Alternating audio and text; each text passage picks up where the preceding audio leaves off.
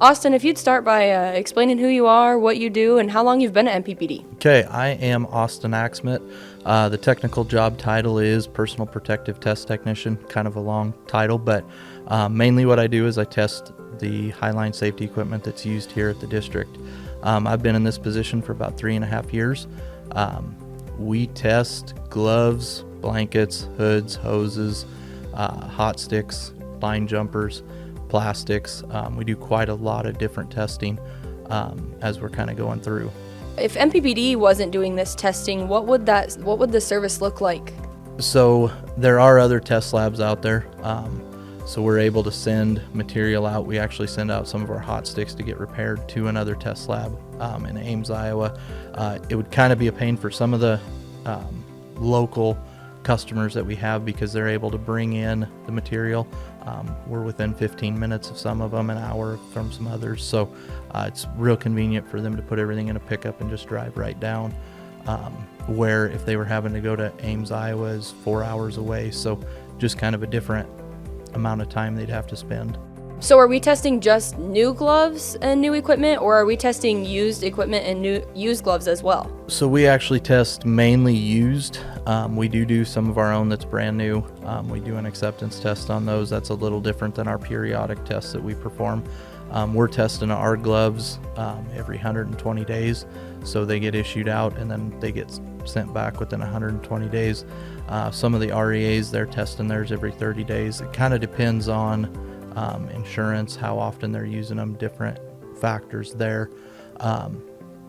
So that's kind of where we get our timeline from. Well, it's awesome to hear that we continue to do some testing, because that was another one of the questions I have. So you keep talking about like the customers and being local and the convenience. How many other utilities are we doing testing for? So in the last year, we've done testing for about 30 other REAs, municipalities, cities, just kind of different areas. There are some customers that are local. There are some customers that we can't offer testing to. If they use DC current, we try to stay away from that because we test with AC. So that's just kind of some of our limiting factors.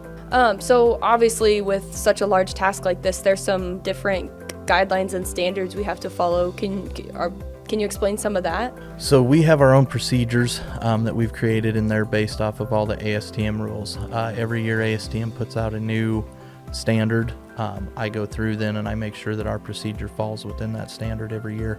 If there's any tweaks that need to be made, I go through and do that. And we just want to ensure that we're putting out the best product we can. Following that ASTM guideline is going to give us a true should have no problems out in the field for the individuals using it.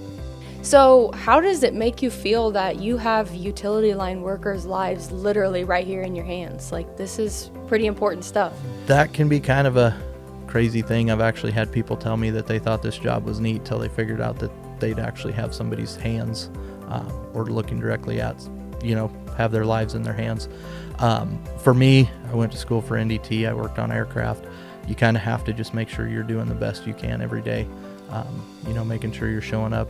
If you're having one of those days where you need to go for a walk, kind of get out, kind of go do that and just get a break from it. Take your break and get your mind back to where it's at. And yep. As we always say with MPPD, get people home to their families the same way they showed up to work this morning. So yep. Super important. So I just want to thank you, Austin, for letting me spend some time in here today and answering my questions. This is super intriguing, and obviously I didn't realize what went into it and what all it entailed. So thank you for your time and for allowing me to answering some of those questions for me. And Sierra, thank you for coming in and kind of getting a view of what the shop looks like. Yeah, absolutely.